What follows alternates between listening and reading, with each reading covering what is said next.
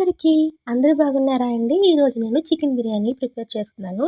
Chicken బిర్యానీకి ముందుగా chicken marinate చేసుకోవాలి. రుచికి తగినట్టు సాల్ట్, మీ స్పైసీ తగినట్టుగా కారం, 1 స్పూన్ ధనియాల పొడి, కొంచెం చికెన్ మసాలా వేసి బాగా కలుపుకొని పక్కన పెట్టుకోవాలి.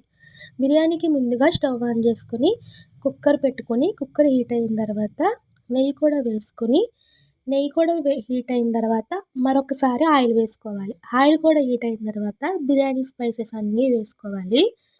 క్యారెట్ ముక్కలు, ఉల్లిపాయ ముక్కలు, పచ్చిమిర్చి, టమాటా ముక్కలు కట్ చేసుకొని వేసుకోవాలి. కొంచెం కొత్తిమీర కూడా వేసుకోవాలి. కొంచెం రాక్ సాల్ట్ వేసుకొని బాగా ఫ్రై చేసుకోవాలి. తర్వాత కొంచెం అల్లం వెల్లుల్లి పేస్ట్ వేసుకొని ఫ్రై చేసుకొని తర్వాత ముందుగా మ్యారినేట్ చేసుకున్న చికెన్ వేసుకోవాలి.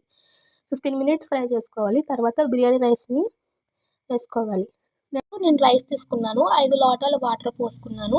సాల్ట్ చెక్ చేసుకొని, బిర్యానీ మసాలా వేసుకొని, కొంచెం నెయ్యి, కొత్తిమీర వేసుకొని, లాస్ట్ అండ్ ఫైనల్‌గా మిరియాల పొడి కూడా వేసుకొని 2 విజిల్స్ వేయించుకుంటే